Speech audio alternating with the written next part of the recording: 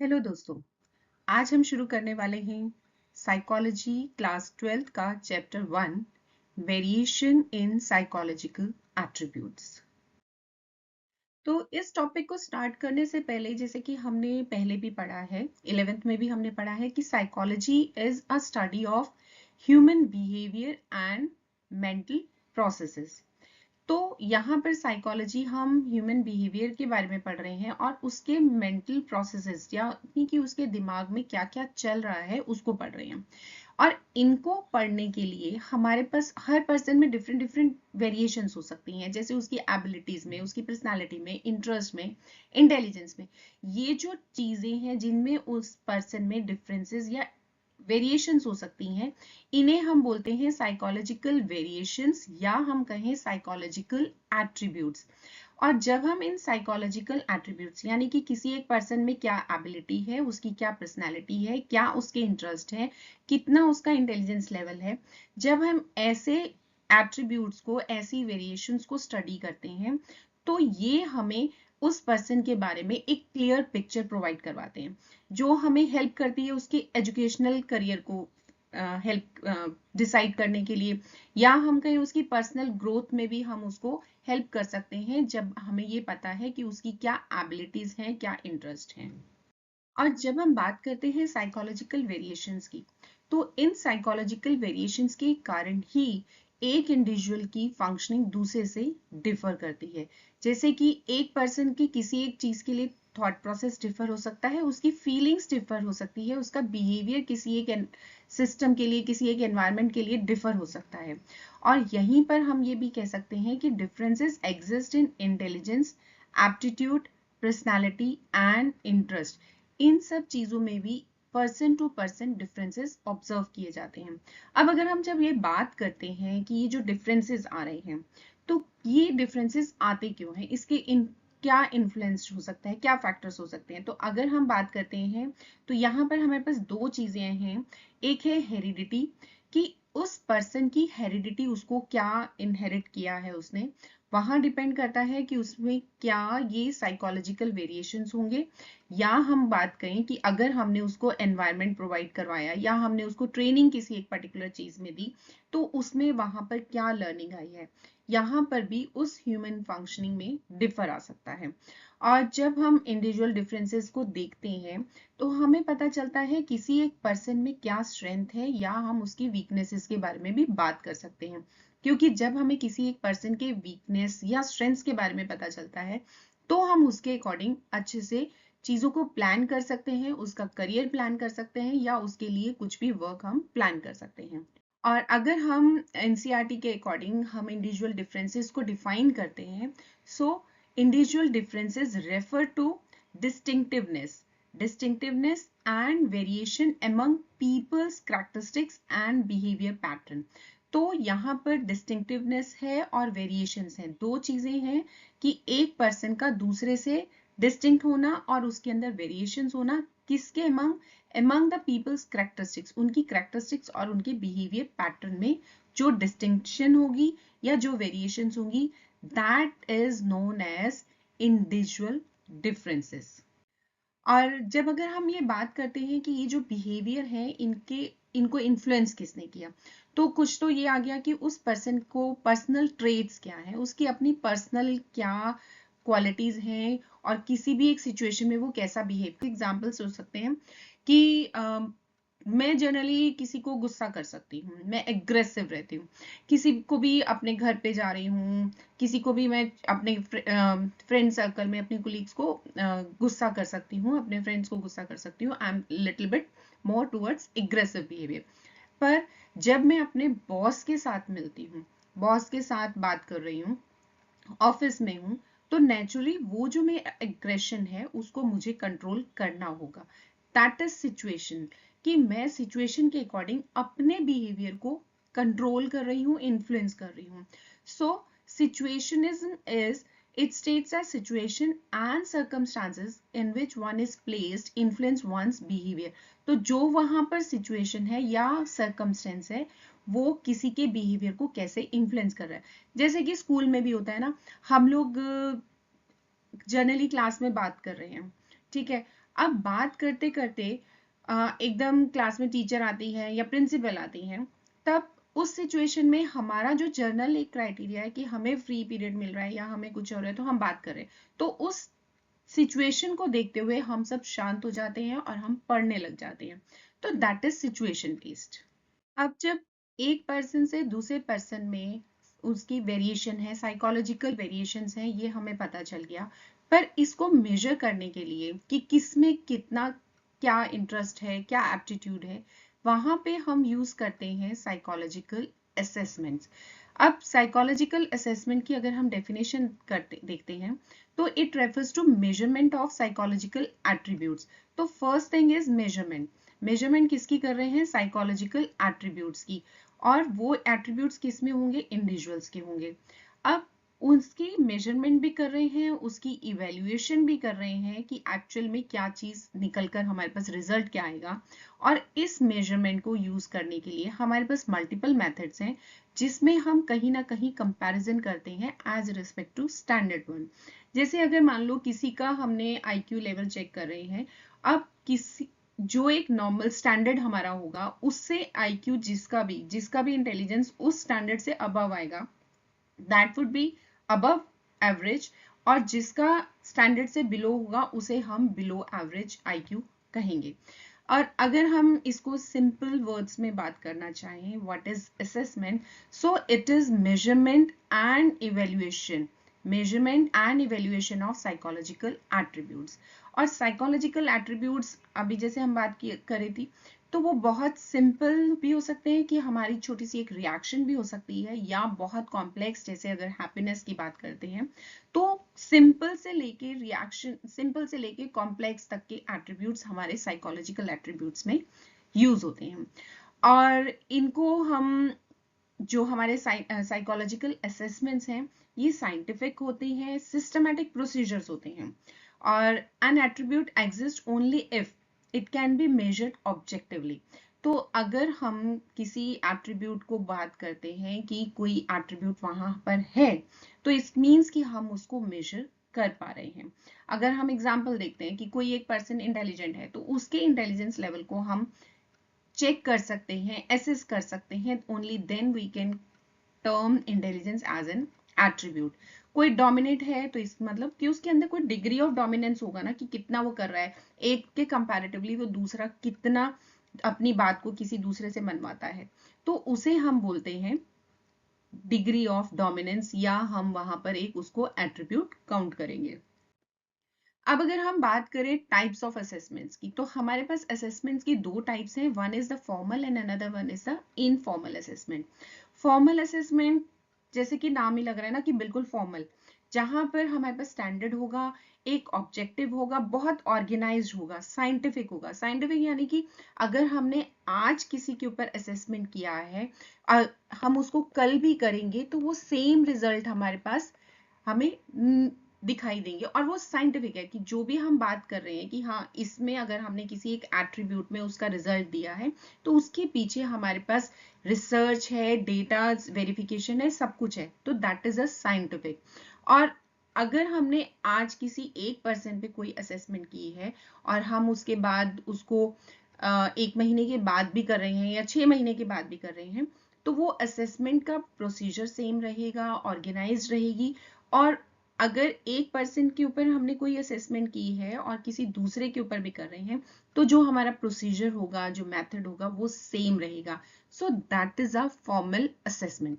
और अगर हम बात करते हैं इनफॉर्मल असेसमेंट की, इनफॉर्मल असेसमेंट की सब्जेक्टिव होगी, मेरे अपने पर्सनल उस पर भी क्या मैं किसी के बारे में सोच रही हूँ, मेरे थॉट प्रोसेस क्या चल रहे हैं, अगर मैं किसी को असेस कर रही हूँ तो उस समय मेरा व्यू पॉइंट क्या चल रहा है, या मेरा मेंटल स्टेट क्या है, कि मैंने उसको किस तरीके से लिया। क्योंकि फॉर्मल असेसमेंट में मैं जो पर्सनल जो असेसमेंट कर रहा है उसका कहीं पर भी व्यू पॉइंट नहीं आता, क्योंकि वो बिल्कुल जो असेसमेंट है, जैसे हम एग्जाम देते हैं, अब एग्जाम आपने दिया, अगर आपने ठीक आंसर लिखा है तो आपको उस ठीक आंसर के लिए मार्क्स मिलेंगे ना। ऐसा तो नहीं हो सकता कि आपका आंसर ठीक है और आपको उसमें रॉन्ग मिल जाएगा, टीचर गुस्से में है, जैसे आप एमसीक्यू के आंसर्स कर रहे हैं, एमसीक्यू के जब आंसर्स करते हैं तो अगर उसमें आपके पास 4 ऑप्शंस हैं और 4 में से आपने जिसको टिक कर दिया वो ठीक है तो ठीक ही है। अब उसमें टीचर का मूड कैसा है या आपके ऊपर उसको गुस्सा आया हुआ है, उस चीज से कोई फर्क नहीं पड़ता। आपका ठीक है तो दैट विल कि वो ठीक ही है और आपको उसके लिए मार्क मिलेगा।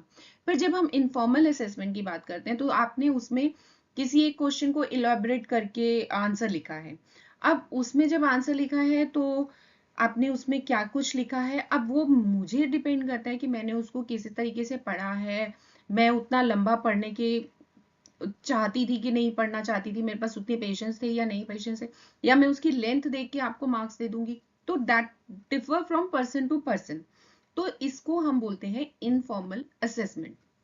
यहाँ पे हमारे पास सब्जेक्टिव होता है, फ्लेक्सिबल होता है कि हाँ ठीक है, किसी के साथ ऐसा कर दिया, किसी के साथ ऐसा कर दिया, पर्सन टू पर्सन वेरी कर सकती है वो चीजें, और ओपन टू पर्सनल इंटरप्रिटेशन। अब मेरा अपना किसी एक चीज के लिए, अब जैसे आपकी मार्क्स, आपने किसी क्वेश्चन को अटेम्प्ट किया है, मैं अगर उसको रीड कर रही हूँ और मैं उस पर आंसर दे रही हूँ तो हो सकता है मैं आपको 4 में से 3 दे दूं, और कोई और एग्जामिनर उसको चेक कर रहा है तो वो 4 में से 4 भी दे सकता है, 4 में से 2 भी दे सकता है। तो वो पर्सनल इंटरप्रिटेशन पे डिपेंड करेगा। पर अगर एमसीक्यू है, जो हमारे पास फॉर्मल असेसमेंट है, अगर हम यहाँ पर एमसीक्यू क्वेश्चन होगा तो चाहे मैं चेक करूं चाहे कोई और चेक करे, अगर उसमें आपका करेक्ट आंसर है तो 1 मार्क आपको मिलना है तो वो 1 ही मिलेगा, वहां पे पर्सनल इंटरप्रिटेशन नहीं आएगी। So these are 2 types of assessments. और जो हम साइकोलॉजिस्ट जब बनेंगे तो यहाँ पर साइकोलॉजिस्ट को फॉर्मल असेसमेंट्स को चेक करने के लिए, उसको मेजर करने के लिए ट्रेनिंग दी जाती है।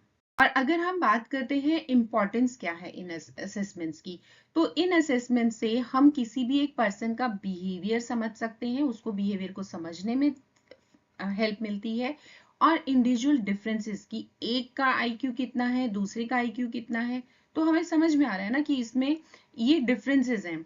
या हम उसकी पर्सनालिटी के बारे में अगर हमने असेसमेंट किया है तो हम उसके बिहेवियर को प्रिडिक्ट कर सकते हैं कि उसका फ्यूचर में इस तरीके से बिहेवियर होने वाला है।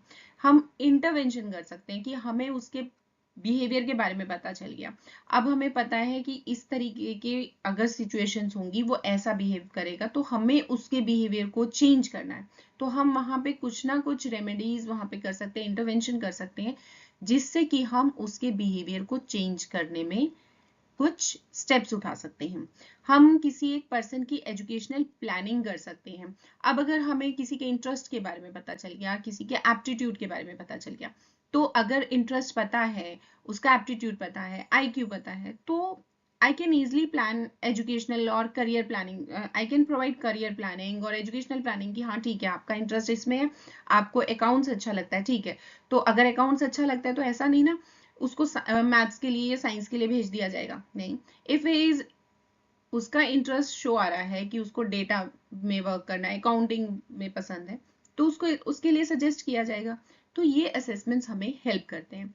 और उसके अलावा ये हमें खुद के लिए भी, अगर हमने अपने असेसमेंट की है तो हमें अपनी अवेयरनेस भी होती है कि हम एक्चुअल में क्या है, हमें क्या चीजें पसंद आ सकती है, हम किस चीज की तरफ इंक्लाइन कर सकते हैं।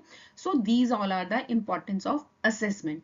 अब अगर हम असेसमेंट की बात करते हैं तो असेसमेंट का पर्पस क्या हो सकता है। एक हमारा पर्पस होता है एकेडमिक हो सकता है, एकेडमिक में अगर हम बात करते हैं तो इंटेलिजेंस असेसमेंट ले ली, एडजस्टमेंट में कि उसको एनवायरनमेंट के साथ एडजस्टमेंट करने में क्या क्या इश्यूज हो रहे हैं, ऐसे केस में हम पर्सनैलिटी असेसमेंट्स कर सकते हैं। और अगर किसी एक पर्सन में काम करने का मन ही नहीं करता, ऐसे ही बैठा रहता है, तो लो मोटिवेशन है, तो वहां पे हम देख सकते हैं कि क्या उसके जो चीज वो कर रहा है उसमें उसको इंटरेस्ट है या नहीं है। किसी को मैंने एक दे दिया कि आप ड्राइंग बनाओ, उसको इंटरेस्ट ही नहीं है, तो वो 2 दिन 4 दिन 10 दिन लगकर वो ड्राइंग बनाने के काम पे लगा रहेगा, पर वो ड्राइंग कंप्लीट नहीं होगी।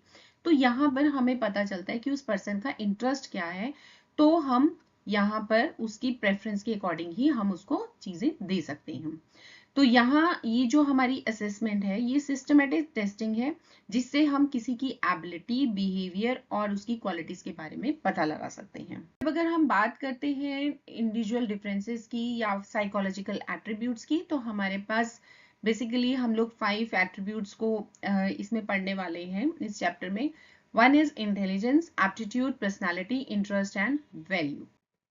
इंटेलिजेंस की बात करें तो ये एक ग्लोबल कैपेसिटी है कि हम किस तरीके से किसी सामने मतलब वर्ड को समझ रहे हैं, हम सोच कैसे रहे हैं, या हमारे पास कुछ रिसोर्सेज हैं और हम उन रिसोर्सेज को किस तरीके से यूज कर रहे हैं, तो वहां पर हमारी इंटेलिजेंस पता चलती है।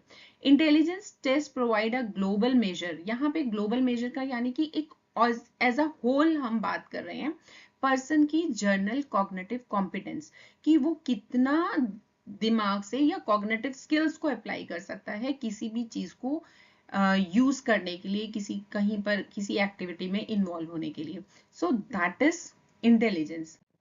और अगर हम बात करते हैं एप्टीट्यूड की, तो aptitude refers to an individual's underlying potential for acquiring skills. अब मेरे अंदर एक एप्टीट्यूड है कि मैं डांस सीख सकती हूँ, ठीक है, मैं म्यूजिक सीख सकती हूँ, पर मैंने कभी म्यूजिक ट्राई नहीं किया। पर मेरा अगर एप्टीट्यूड है और मुझे एनवायरनमेंट मिलेगा तो I can a good singer, I can be a good singer. तो अगर मैंने उसको, मुझे वो एनवायरनमेंट प्रोवाइड हुआ तो मैं, अच्छा मेरा एप्टीट्यूड स्विमिंग के लिए है पर मैंने आज तक कभी स्विमिंग की नहीं है, पर अगर मुझे मौका मिला, मुझे एनवायरनमेंट मिला, मुझे किसी ने ट्रेनिंग दी, तो इट माइट बी कि मैं बहुत अच्छी स्विमर बन सकती हूँ। तो दैट इज एन एप्टीट्यूड कि मेरा पोटेंशियल क्या है किसी एक स्किल को सीखने के लिए। दैट इज डिफरेंट थिंग कि मुझे वो एनवायरनमेंट मिलता है या नहीं मिलता। So aptitude test are use to predict what an individual will be able to do if given proper environment and training। तो ये इसमें बहुत मस्ट है कि एप्टीट्यूड तो होता है। अब से पहले, अब तो हमारे पास साइकोलॉजिकल असेसमेंट्स हैं, हम ये सब चीजों के बारे में बात भी करते हैं, पर जनरली पहले के टाइम में क्या हुआ करता था कि किसी के अंदर अगर वो स्किल है पर उसने उसको एनहेंस नहीं किया, उसके अंदर एप्टीट्यूड था पर उसको उसका एनवायरनमेंट नहीं मिला, तो वो चीजें बढ़ती नहीं है, एनहेंस नहीं होती। पर अगर हम एप्टीट्यूड टेस्ट करवाते हैं, हमें पता चलता है हमारा एप्टीट्यूड क्या है, हम किस चीज में बहुत अच्छा कर सकते हैं, प्रोवाइडेड कि हमें उससे रिलेटेड एनवायरनमेंट भी मिले और हमें ट्रेनिंग भी मिले। सो दैट इज एप्टीट्यूड। और अगर हम बात करते हैं इंटरेस्ट की, interest is N individuals preference. अब मुझे किसी एक चीज में मजा आता है काम करने में, करती कैसे भी हूँ that is a different thing. मुझे डांस करने में मजा आता है, आई एंजॉय डांसिंग। ये जरूरी नहीं है कि मैं डांस बहुत अच्छा कर रही हूँ, but I enjoy that activity, so that is my interest. तो interest is an individual preference, individual's preference for engaging in one or more specific activities relative to others. Assessment of interest of students may help to decide what subject और courses, क्योंकि अब जिसमें मेरा interest होगा या जिसमें आप लोगों का इंटरेस्ट है, अगर आप उन्हीं सब्जेक्ट्स को पढ़ते हैं, उन्हीं कोर्सेज को करते हैं, तो आप ज्यादा अच्छे से कर पाएंगे ना। आपका इंटरेस्ट उसमें है तो आप उसमें और ज्यादा करने की कोशिश करते हैं। और वही अगर आपकी इंटरेस्ट की कोई चीज नहीं है और आपको करने के लिए दे दिया जाए तो आपको मजा ही नहीं आएगा ना। Now next psychological attribute is personality. Personality refers to relatively enduring characteristic of a person that make her or him distinct from others. अब जो उसकी personality है कि उसकी जो characteristics हैं जिसकी वजह से वो as a person हमें पता चलता है, तो और वो उस personality की वजह से वो दूसरे person से differ होता है, ठीक है, तो दैट इज अ पर्सनैलिटी। अब जो पर्सनैलिटी टेस्ट में क्या है कि हम कह सकते हैं कि कोई डोमिनेंट है या नहीं है, कोई डोमिनेंट नहीं है, सबमिसिव है, या आउटवर्ड है या इनवर्ड है, इमोशनली स्टेबल है कि नहीं है, स्ट्रांग है या नहीं है। तो ये जो चीजें आती हैं these all comes under personality. और पर्सनैलिटी असेसमेंट से हमें ये पता चलता है किसी एक पर्सन का बिहेवियर कैसा होगा। मान लो वो आउटगोइंग है, तो अगर आउटगोइंग है तो मुझे पता है कि वो सोशल एनवायरनमेंट में जाके लोगों से बात करेगा। और अगर वो इंट्रोवर्ट है या विड्रॉन है तो आई नो ना, आई कैन प्रिडिक्ट कि अगर मैं उसको किसी ऐसे आउटिंग में या सोशल नेटवर्क में लेके जाती हूँ तो he is not going to talk other person, तो वहां पे मुझे उसको चेंज करने के लिए कुछ करना पड़ सकता है, but that is a different कि उसकी पर्सनैलिटी यही है कि वो विड्रॉन है, इनवर्ट है, तो यहाँ पर मैं उसके बिहेवियर को प्रिडिक्ट भी कर सकती हूँ और अगर मुझे वहां पे इंटरवेंशन करने की जरूरत है तो वहां पे इंटरवेंशन भी की जा सकती है। And the fifth psychological attribute is values. Values is कि हमारा बिलीफ क्या है, हमारा कल्चर क्या है, हमें क्या अपब्रिंगिंग दी गई है। जैसे हम लोगों के यहाँ पे इंडियन सोसाइटी में कुछ अलग कल्चर है और अगर हम वेस्टर्न कल्चर की बात करें तो वहां पे हमारे वैल्यू सिस्टम डिफर है। तो वो वैल्यूज क्या हैं, क्या हमारे बिलीफ हैं रिगार्डिंग टू हमारे रिलीजन, सोशल, पॉलिटिकल और इकोनॉमिकल, कुछ भी हो सकते हैं, पर क्या वैल्यूज हैं जिसके बेसिस पर, जिसके बेस पर हम लोग अपने बिहेवियर को सेट करते हैं, अपना बिहेवियर शो करते हैं। सो ये अभी आज हमने 5 साइकोलॉजिकल एट्रीब्यूट्स पढ़े और अब हम करने वाले हैं मेथड ऑफ असेसमेंट, कि जो हमने पहले बात की थी कि हम मेजरमेंट कर रहे हैं, इवैल्यूएशन कर रहे हैं असेसमेंट में और उसमें डिफरेंट मेथड्स यूज करते हैं। तो वो मेथड्स कौन कौन से हैं? First one is self report. Self report में है कि हम खुद ही अपने बारे में बात कर रहे हैं, हम खुद ही अपने आप को जज कर रहे हैं, हम अपने खुद के बारे में ही रिपोर्ट करके दे रहे हैं कि हाँ मुझे ये पसंद है, मुझे ये पसंद है, मुझे ऐसा करना पसंद है, मुझे जो भी है हम अपने बारे में खुद ही लिख रहे हैं। इंटरव्यू है जब हम किसी से बात करके डिफरेंट उससे अलग अलग क्वेश्चंस पूछ रहे हैं और जो चीज हमें उससे पता लगानी है उसको बेस करके हम उससे जब क्वेश्चन पूछ रहे हैं और 1 to 1 कन्वर्सेशन चल रही है, वहां पर भी हम असेसमेंट करते हैं। ऑब्जर्वेशन होता है जैसे हम लोग मान लो बच्चों को ऑब्जर्व कर रहे हैं या किसी को भी ऑब्जर्व करते हैं, बच्चे खेल रहे हैं तब हम उनको ऑब्जर्व कर रहे हैं कि उनका कैसा बिहेवियर है, तो that is also a kind of assessment. Case study जब हम किसी एक पर्टिकुलर केस को लेते हैं और उसमें हम स्टार्टिंग से लेके उसके प्रोफाइल से लेके उसका इंटरव्यू भी करते हैं, उसकी ऑब्जर्वेशन भी करते हैं, उस पर डेटा भी कलेक्ट करते हैं, तो जब हम एक किसी पर्सन को लेके प्रॉपर एक केस को लेके उसकी प्रॉपर स्टडी करते हैं तो that is called case study. और साइकोलॉजिकल टेस्टिंग जहां पर हम किसी एक पर्सन को किसी एक पर्टिकुलर एट्रीब्यूट के लिए टेस्ट करते हैं, जैसे अगर किसी का मुझे इंटरेस्ट चेक करना है तो मैं उसके एक फॉर्मेट है हमारे पास, उसको वो असेसमेंट प्रोवाइड करवाती हूँ कि आप इस इंटरेस्ट को फिल करें, इस असेसमेंट को, और उसको जब हम बाद में स्कोर करते हैं तो हमें उसकी पता चलता है कि उस पर्टिकुलर पर्सन का इंटरेस्ट कहाँ है। तो ये हमारे पास 5 डिफरेंट वेज हैं साइकोलॉजिकल असेसमेंट्स के, और इसी के साथ हम इसको कंक्लूड करते हैं जो आज हमने टॉपिक लिया साइकोलॉजिकल एट्रीब्यूट, जिसको हम ये कह सकते हैं कि एक पर्सन में जो हमारे डिफरेंसेस हैं वो नेचुरल हैं, इंपॉर्टेंट हैं, और assessment helps in identifying and utilising these differences effectively. जो हमने साइकोलॉजिकल एट्रीब्यूट्स की बात की तो वो नेचुरल है कि किसी में एक पर्सन में दूसरे पर्सन से डिफर करना, दैट इज नेचुरल और इम्पॉर्टेंट क्योंकि वेरिएशन इज लाइफ। और ये जो हमारी असेसमेंट्स हैं साइकोलॉजिकल असेसमेंट्स, ये हमें हेल्प करती है उन डिफरेंसेस को फाइंड आउट करने के लिए, उनको आगे हम यूटिलाइज कर सकें। आई होप आपको ये वीडियो कुछ यूजफुल लगी होगी। Thank you for watching.